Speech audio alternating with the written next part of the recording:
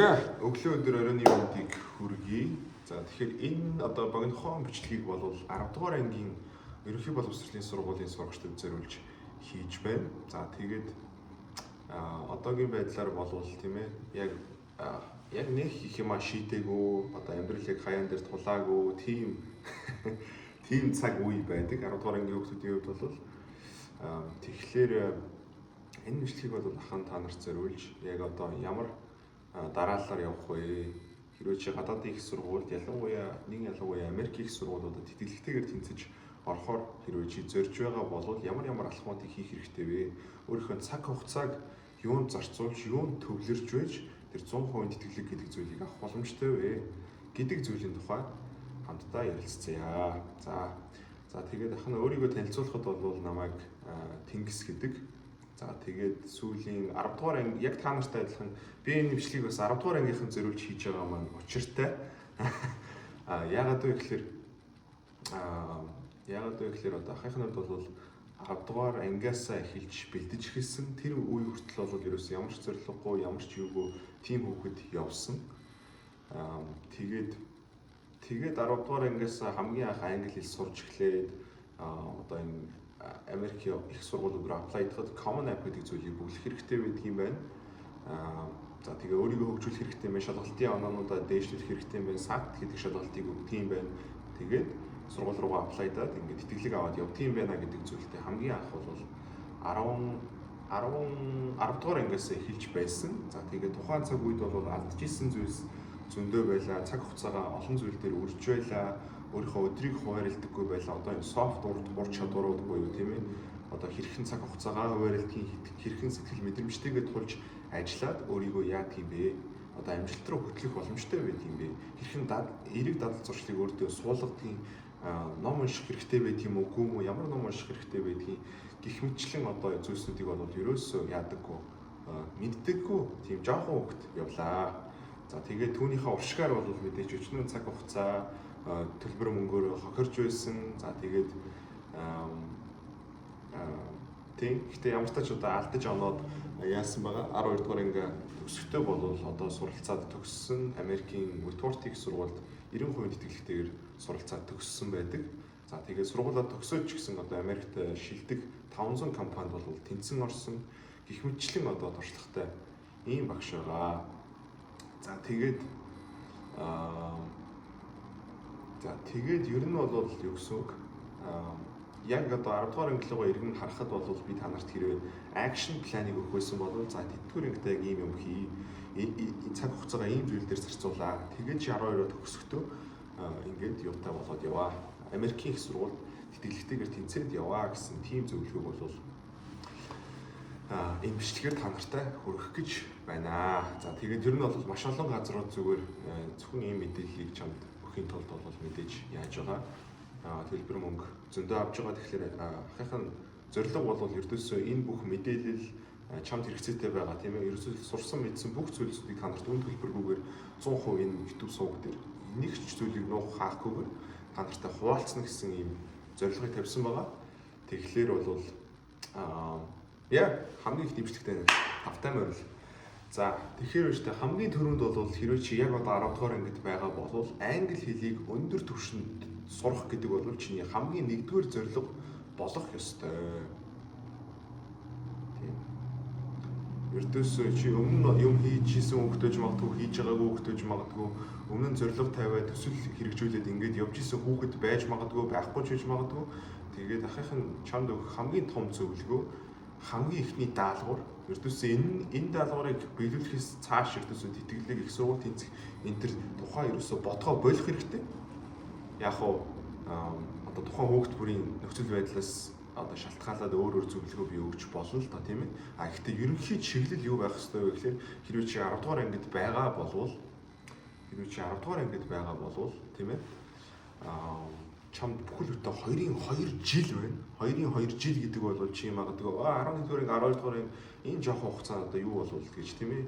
Би 10 дугаар анги хүртэл нэг юм хийгээгүй, нэг юм сураагүй, нэг ангитаж гоцгорч байгаагүй ч гэдэг юм тийм ээ. Хэрвээ тийм байх юм болвол тийм ээ 2 жилийг огтхон ч басаж болохгүй. Чи том зорилго тавиад цаг хугацаагаа өдөр болгоныг зүйл дээр анхаарлаа хандуулаад тэгээд одоо энэ сувг дээр та нарт ахыхан зааж өгөх бүхэл одоо юу гэдгийг тийм ээ одоо энэ софт ур чадварууд дэг өөртөө суулгаад ингээд явах юм бол чи 12-оо төгсөхдөө танигдахааргүй хүн болсон байх болно. Таны тэгээд өөрийнхөө төсөөлж байгаагүй хэмжээний их зүйлийг гараасаа гаргаж хийсэн байх болно. За тэгээд тэрний хаач дайгаар чи тэтгэлэгт тэнцээд гадаад их сургууль руу яваад өөрийнхөө амьдралынхаа чиглэлийг за тэгээд ирээдүйн гэр бүлийнхаа тийм ээ одоо тэр бүх зүйлсүүдийн одоо хувь тавиланг за айхтар сүртэй сонсогдож магадгүй сүртэй сонсогдож байна л доо. Гэхдээ тэр болгоныг чи яах боломжтой гэсэн үг. Одоо тэр аяар нь өөрчлөх боломжтой гэсэн үг. Тэгээ мэдээж энэ бичлэгийг үзээд ер нь бол үйлдэл хийх хүмүүсийн хувь хэмжээ нь хэр байх вэ гэдэг бол бас яригтэй тийм ээ. Бас одоо хэд ч үж магадгүй. Тэгэхээр бол адаглаад энэ бичлэгийг үзээд би бол нэг ч гэсэн хүүхэд одоо 12 дугаар анги төгсөхдөө бол гадаад их сургуульд тэтгэлтэйгээр тэнцээд ингээд явах бүрэн боломжтой гэдэгт бол 100% итгэлтэй байна. Тэгэхээр үнэхээр бас одоо хийж байгаа бичлэг энтертэй бол баяртай байна. За тэр яах вэ тийм ээ. За тэгэхээр хамгийн түрүүнд бол англи хэлийг зорилгоо болгож англи хэлийг суралцах хэрэгтэй. Одоо энэс болов чи зайлах зам гэж байхгүй тийм ээ. Гадаадын их сургууль тэнцэж гадаадад амьдарч ажил төрж тийм ээ. Тгий гэж байгаа бол яг одооноос эхэлж чамд англи хэлийг сурахаас өөр тийм одоо юу гэж бас байхгүй. Одоо сайн цаг хугацаа гэж бол бас байхгүй. Тэгэхээр бол яг зөв цагтаа яг одоо тийм ээ зөв хэрэгтэй бичлэгэн дээрээ давж орж ирсэн байна. За тэгвэл англи хэлийг хэрхэн сурах вэ гэдэг асуулт гарч ирнэ. Энэ бол цоо шин сэдв болж байгаа. Энэ бол чиний амьдралд тавьж байгаа цоо шин төсөл гэж бас ойлгож болно. Тэгээд хэрвээ мэдээж дүүнер маань бол тогтоомж төсөл хийж байгаагүй ч юм бол мэдчихээн. Тэгээд тэгэхээр би та нарт яаж зорилго тавиад яаж англи хэл сурах вэ гэдгийг зааж өгье. Нэгдүгээр, хоёрдугаарт ер нь бол тийм ээ Америклууд дэлхийд тэнцэж явах энэ юуг та нарт ингээд багцлаад хэлэхэд ямар хөө зүйлээр яаж явдаг вэ гэдгийг ингээд багцлаад хэлэхэд бол ийм байдгаа. За ямар байдаг вэ гэхээр одоо жишээ яа гэсэн. Одоо англи хэлээ сурчнаа. Хамгийн нэгдүгээрт англи хэлээ нам сайхан сурч авлаа. Өндөр түвшинд гаргаж ирлээ. Тулглаа тийм ээ. Би бол одоо сурагч нартаа огтхонч доогуур стандартыг тавихгүй. Ямар стандартыг тавих вэ гэхээр чи ердөөсөө IELTS-ийн оноог тулга, TOEFL-ийн оноог тулга. Тим хэмжээний тухай хэлээ эзэмш. Ягаад гэх юм бол чамд одоо чи тийм 9-р анги гэдэг юм 10-р анги гэдэг юм тийм энэ бичлэг бол яг specifically 10-р ангийнхын зориулсан бичлэг. Тэрвээ чи 10-р анги бол англи хэлийг гүнзгий төвшөнд суралцах гэдэг зорилго тавихгүй байх одоо шалтгаан байхгүй. Яагаад үгүй гэж боломжгүй гэж чи айж байгаа болохоор чи өмнө хийж байгаагүй болохоор тийм ээ. Одоо тийм ээ тийм одоо арчаагүй зүйл ярина гэсэн зүйл огтхонч байхгүй. Ердөөсөө шүдээ зугаал маш том зорилгын ардаас ингээл тавиал явна гэсэн тэгээд хүрнэ. Тийм байна. За тэгэхээр хэдүүлээ яа гэсэн. За англи хэлийг сурлаа тийм ээ. За тэгээ багцлаад ерөнхий энэ юу маань ямар хөө байдаг вэ гэхээр одоо тэтгэлэг тэнцэх энэ одоо тийм ээ зүйлс маань юунаас бүрэлддэг вэ гэхээр хамгийн нэгдүгээр чи юунаас яах хэрэгтэй. Хамгийн нэгдүгээр англи хэлээс эхэллээ. Дараа нь биднэрт SAT гэдэг шалгалт байдаг. За энэ маань бол юу гэсэн. Энэ маань бол математик болон англи хэлний ЕШ гэсэн. Гадаадын сурагчдаас авдаг ЕШ тийм ээ. Тэгэж ойлгож болно. За тэгээд тэр ЕШ-ийг өгөн тэгээ хувийн эссе гэдэг зүйлийг бичдэг. За тэгээд гадаадын их сургуулиудын хувьд бол чамайг яг энэ хувь хүүхэд нь яг өөрөө хин юм бэ? Яг тийм ямар амьдралыг туулсан, юу үзсэн, сурсан, юу хийж бүтээсэн. За тэгээд юу хийж зорж байгаа. Манай сургуульд яагаад орж ирэх гэж байгаа тийм ээ. Үнэт зүйлсүүд нь юу юм, ямар хөө хүүхэд юм. Манай кампус дээр ирээд ямар хөө одоо уур амьсгалыг бүрэлдүүлэхийн гэх мэтлэн зүйлсүүдийг яадаг гэсэн. Одоо гэх мэтлэн зүйлсүүдийг ингэж харж, бодож, тэндээс тэрийг нь одоо толиулах тийм зорилготой хувийн эссе гэдэг зүйлийг чамаас одоо шаарддаг. За эссегээ бичлээ. За тэгээд хичээлээс гадуурх үйл ажиллагаа хийж исэн төслүүд юу байдгийг тэрийг ч бас хардаг гэсэн. Гэхдээ энэ бол шийдэх эцсийн одоо юу бол өгтөнч биш. Тийм ээ. Хувь хүн чинь хий тэрийг бол одоо заагаад өгнө. Цааш дэмжлэгүүд дээр бол нарийн оруулаад явна. За тэгээд Тэгээд энэ дөрвөн зүйл байгаа. За тэгээд санхүүгийн материалаа бүрдүүлээд явуулна гэсэн тийм зүйл байгаа. За тэгээд чи бизнесэндээ орлоо. Тэгээд л ер нь бол явах. Нэг тийм одоо толгой эргээд байх зүйл байхгүй. Ердөөсөл 5 галхам дээр л яагаад яачхад та нарт ингээд харуулад хэлэхэд бол ийм байна. Тэгээд хамгийн түрүүнд бол бидний хувьд англи хэлээ сурах гэдэг хамгийн том даалгавар гарч ирж байгаа гэсэн үг ээ. За тэгэхээр англи хэлээ сурлаа. Тэгээд цаашаа хэдүүлээ юу яах юм бэ? Одоо тэгвэл яаж англи хэл сурах вэ гэдэг асуудал гарч ирж байгаамаа. За тэгвэл англи хэлийг нь одоо зааж өгье. За англи хэлийг сурахын тулд бол та нарт хамгийн түрүүнд зорилгоноос эхэлнэ. Тийм ээ, яг харсан зорьсон цэг байх хэрэгтэй. Тэгээд одоо өөртөө цаг хугацааг бас олгох хэрэгтэй. Би нэг сарын дотор англиар одоо тийм ус цас ярьж сурнаа. Шууд ингээл тийм тэр 650 хүүхдэд тэтгэлэг тэнцэх хэсэг бичих хэмжээний англи хэлтэй болно гэх юм бол тийм шиг бодлоо зүйл байхгүй. Тийм. Тэгэхээр яах ёстой вэ гэхээр яах ёстой вэ гэхээр зорилгоо маш тодорхой тавина. Зорилгыг тавихдаа яаж тавих вэ гэхээр өөртөө цаг хугацааг олгоно. За би одоо 10 дугаар ангиас би одоо тийм яг хийж эхэлж байна гэдэг юм бол чамд 2 жилийн хугацаа байгаа гэсэн шүү дээ. Тэгэхээр сайн ярих юм бол заяа. Бүр ийм зорилго тавина. Одоо би та нарт бүр яг цаг цагаар ямар боломжтой вэ? Огтхон сурж байгаагүй хүн ямар төвшний одоо сайжруулалт гаргах боломжтой вэ гэдэг тийм ээ хичээл зүтгэл нь байх юм бол чамд анхаарлаа төвлөрүүлэх чадвар байх юм бол өөрөө өөртөө ажиллаж зөв сэтгэлгээтэй тийм ээ бууж өгдөггүй ингээд тийм ээ одоо сөрөг бодол орж ирэх үед сөрөг мэдрэмж гарч ирэх үед тэр болгонтойгоо зөв ажиллаж тэр болгон дээр бууж өгөхгүй байж тийм ээ эцсийн зэгээ харсаар байх юм бол ямар их зүйл боломжтой вэ гэдгийг тайлбарлаж өгье. Тэгэхээр ямар боломжтой вэ гэхэлэр чи бүтэн за би та нарт яаж тавьж өгнө гэж бүтэн 1 жилийн зорилготой. Бүтэн 1 жил гэдэг бол асар их хугацаа. Ийм үг байдаг. People overestimate what they can do in a week and underestimate what they can do in a year. За утга нь юу гэсэн үг вэ гэхээр хүмүүс 7 хоногийн дотор хийж чадах зүйлээ хэтэрхий өндөрт үнэлдэг юм мөртлөө жилийн дотор хийж чадах зүйлээ хэтэрхий доогуур үнэлдэг гэдэг ийм санаа байдаг. Тэгэхээр юу вэ гэхээр чи бүтэн 1 жилийн хугацааг өөртөө олгоно гэсэн маш урт хугацааны зорилго тавиад тийм ээ өөртөө цаг хугацааг олгоно гэсэн үг байна шүү дээ. Бид нэр одоо юугаар ялтыг байгуулах вэ гэхээр бид нэр цаг хугацаанд найдана. Өдөр болгон хийгээд л хахад цаг хугацаатай хамт үр дүн гарч ирэхгүй гэд яадаг юм гэдэг хандлагатайгаар дайрна гэсэн үг. Тэгээ үнэхээр ч тийм хандлага бол хамгийн зөв. Өөртөө одоо тийм ээ чиний баримтлах зүйл чинь одоо зарчмуудын тухай ярих юм бол бүтэн бас ингээд тийм маш том бичлэг хийх шаардлага гарна. Гэхдээ одоо энэ бичлэгэн дээр маш нарийнхан та нарт тийм ээ багслаад жоохноор хэлчихэд бол ердөөсөө 1 жилийн хугацаа тавилаа. Бидний баримтлах ёстой зарчим юу байх ёстой вэ гэхээр өдөр болгон ямар нэгэн зүйл хийгээд байх ёстой. Өдөр болгон ямар нэгэн зүйл хийгээд байх ёстой. Чимхээр ингээл урагшлаад байна гэсэн үг. Тэгээд бүтэн 1 жилийн дараа гिच шал ондоо төвшин дээр очсон байна да гэдэгтээ өөртөө бүрэн итгэлтэй байж болно. За тэгээ бүтэн 1 жилийн зорилго тавилаа. Тэгээд одоо би та нарт яаж энэ зорилгыг биелүүлэх одоо хак маягийн зүйл хэлж өгье.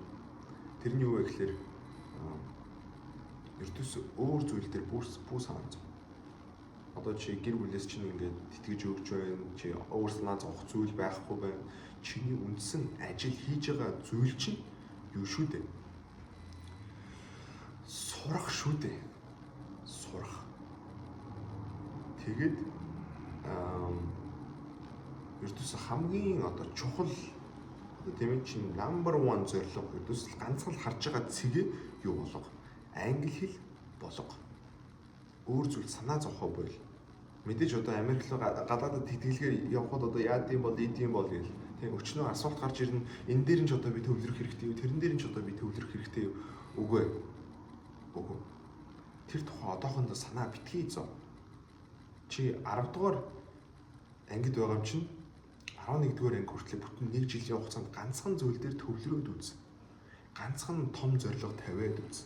Тэр нь юу байх вэ гэхээр IELTS-ийн 9 оноор үзэр. 9 боохгүй. IELTS-ийн 9 оноор үзэр. Энийг миний хувьд бол арай 7 оноо авахт болно доо, 6 оноо авахт болно доо. За 5 6 оноотой авахт дэлгэр тэнцэжтгэл гэсэндээ гэж чи дотор олон юм бодож байгаа, тийм юм ярих гэж байгаа болвол энэ бичлэгнээс яг одоо гар. Энэ бичлэг чам зориулдаг. Одоо манай хамт олон миний хүрээлэл чам зориулдаг гэсэн үг. Би чамд яг яаж юм руу дайрч, яг яаж юмд хүрдэг тэр аргыг нь зааж өгөх гэдэг нь шүү дээ. Success formula гэдэг юм ахын зааж өгөх гэдэг байна гэсэн. Тэгэхээр юу байх ёстой вэ гэхээр чи бит хоёр 9 оноо руу дайр. TOEFL-ийн 120 оноо руу дайр. Тэгээ бүтэн 1 жилийн чинь зорилго ганцхан бүтэн энэ 1 жилийн хугацаанд чи нэг л зүйл хийсэн байх ёстой болвол нэг л зүйл дээр төвлөрсөн байх ёстой болвол тэр чинь юу байна гэсэн үг. IELTS-ийн 9 оноо, TOEFL-ийн 120 оноо байна гэсэн үг. Амархан байгаа үстэй бас тий. Амархан байгаа үстэй. Амьдралыг чи аюу амархан болгоод өгч байгаа үстэй тий. Тэгээд нэг зүйлийг би амлаа. Нэг зүйлийг амлаа. Чи үнэхээр англи хэлийг тийм мундаг эзэмшсэн байхад, тэр оноогоо авчихсан байхад үлдсэн бүх зүйл маш амархан болно. Эссе бичих, саатын шалгалт, тэр extracurricular activities тийм ээ. Тэр бүх зүйл өөрөө маш амархан болно. Чи хурууныхаа үзүүрээр хийн. Би тэрийг амлая. Гол нь чи англи хэлээ хийж сураагүй, чи зорилго тавиад тэрэндээ хүрч сураагүй. Өөртөө тавьсан тэр амлалтандаа бүтэн 1 жилийн хугацаа тавьчаа тэрэндээ хүрч сураагүй байгаа болвол хүрч чадахгүй байх юм бол өөр зүйлийн тухай яриад хэрэггүй. Салан салтлаа дууслаа нэг зүйлэл гараасаа гаргаж авна гэсэн. Чи тэгэхээр одоо энэ дээр маш гоё сонирхолтой санаа гарч ирж байгаа. За тэр маань юу вэ гэхээр яагаад одоо ахихын хувьд энэ юуг ингэж чухалчлаад байгаа вэ? Энэ юу гэдэг зүйлийг ганцхан зорилго тавиад тэрэндээ хүрээ, тэр нь англи хэл байгээ гэдгийг чухалчлаад байгаа вэ гэхээр эссе бичиг чинь тэр чинь хэрэг болд юм аа. Саатын шалгалт өгөх чи хэрэг болд юм аа гэдгээс илүүтэйгээр бас нэг зүйл хэрэг болж байгаа. Тэр нь юу вэ гэхээр чи өөрөө амжилттай хүн болж байгаа. Амжилттай хүн болж байгаа гэсэн. Хүн нэг зорилго тавиад тэрэндээ хүрээ сурчгаар юу болдог вэ гэхээр хүн зогсоогдшгүй болдог. Хүн зогсоогдшгүй болдог. Одоо мэдээж тийм ээ наа тавьсан бүтэн 1 жилийн хугацааны энэ зорилго чинь бол нэлийн том байна. Амьдралдаа хизээж хийж байгаагүй зүйл чинь байна. Маш их хөвгөлт мэдрэгдэн, эргэж буцмаар санагдсан, залхуу хүрнэ. Чи зүгээр тий нөгөө нэг кино тайлбарладаг бичлэгнүүдээ үзмээр санагдана. Найз нөхдөйгөө худлаа хэн аваад хийж гадар дотор явмаар санагдана. Цаг хугацаагаа өрн таран хийн тийм ээ. Компьютер тоглоом, дота тоглоом тэднэрийг хар навшин юмнуудаа хиймээр санагдана. Гэхдээ дараачийн 1 жилийн зорилгоо одоо чи мэдж байгаа. Яагаад гэвэл чи их сургууль тэнцэж тэтгэлэгтэйгээр сурч Америк улсад ирж амьдралаа өөрчлөх гэсэн маш том зорилготой ийм залуу болсон шүү дээ. Тэгээ хамгийн наад захын тийм нэг муу англи хэл, англиар ярих тийм ээ. Англиар юм уншиж ойлгож бичих гэдэг энэ ганцхан юмыг чи сурчихгүй байгаа болвол энийг хийж чадахгүй байгаа бол өөр зүйлийн тухай, өөр зүйл амьдралд бид нэр ярилцахгүй. Өөр юм амьдрал хизээч ярилцахгүй. Энэ нэг зүйлийг чи хийгээд сурчих юм бол энэ ганцхан зорилгод хүрчих юм бол амьдралыг чинь тэр аяар нь өөрчлөнө. Тэр аяар нь өөрчлөнө. Тэтгэлэг авах чинь гарцаагүй болно. Яагаад их юм бол чи энэ нэг ганцхан зорилгод хүрэхийн тулд чамаас шал ондоо хүн байхыг шаардна. Чи өөр хүн болж хувирнаа гэсэн үг. Бүтэн 1 жилийн хугацаанд чи нэг зорилгынхаа ардаас тийм ээ бүр шүдээ зуугаад ингэж бүр ингэ солиотой ингэж гарч ирж ингэж ажилласнараа чи юу болж байгаа вэ гэхээр чи өөр төвшний хүн болж байгаа гэсэн үг. Чи хүн болж байгаа. Чи өөр хүн болж байгаа гэсэн. Юм хийдэг хүн болж байгаа. Цаг хугацаагаа зөв хуваарилдаг хүн болж байгаа. Soft skillтэй хүн болж байгаа. Зорилготой хүн болж байгаа. Зорилгоо бүтэн 1 жилийн хугацаанд хараад өдөр болгон нэг юм хийгээд тэгээд зорилгодоо хүрдэг хүн болж байгаа. Энэ бол шал ондоо хүний тухай бид нэр ярьж байгаа. Энийг хийж чадахгүй бол бид нэр аппликейшн, тэтгэлэг тэнцэх, их сургуулийн өргөдөл бэлтгэх тэр тухай бид нэр ярилцахгүй. Тэгэхээр англи хэлийг өндөр түвшинд эзэмшээ гэдэг ганцхан энэ юу маань ахыхан та нарт тавьж өгч байгаа энэ зорилго маань юу гэсэн үг? Бүх юмны үндэс гэсэн үг. Чамайг амжилттай хүн болохын чинь үндэс нэгдүгээрт, хоёрдугаарт чамайг их сургууль тэнцэн орохын чинь үндэс гэсэн үг. Англи хэлийг чи мундаг эзэмшсэн байхад тэр саатын шалгалт бүр инээдэмтэй байна, тийм ээ? Тэгээ чи англи хэлийг бүрэн сайн эзэмшсэн хүн гэдэг чинь асуудал гарч ирсэн ч гэсэн тэрийг зүгээр л өөрөө даван туулчдаг. Хэрэгтэй бол хэрэгтэй хүнийхэн тусламжийг аваад ингээд даваа явуулдаг, бууж өгөөд ээдэггүй, тийм ээ? Чи юмд хүрдэг хүн болох байхгүй. Окей. За тэгэхээр бол энэ хүрээд өнөөдрийнхөө бичлэгийг өндөрлөе. Жохон ч гэсэн хэрэгтэй байсан баг гэж найдаж байна. Тэгээд яг одооноос үйлдэл хийж эхэл. За тэгээд мөн дээрэс нь хэрвээ яа гэж байгаа хүүхдүүд байх юм бол ахтайгаа ганцаарчилж тулж ажилламаар байгаа. Тэгээд өөрийнхөө амьдралд одоо цоошин моментумыг үүсгэж одоо тийм ээ яг л саяны ахыхын яриад байсан бүх зүйлсүүдийг суралцмаар байгаа.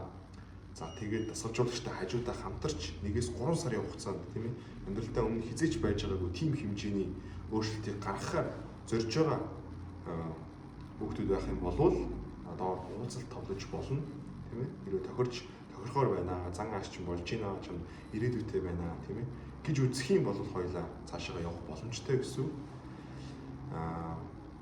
За тийм байна да. За тэгээд бүгдэнд нь амжилт хүсье.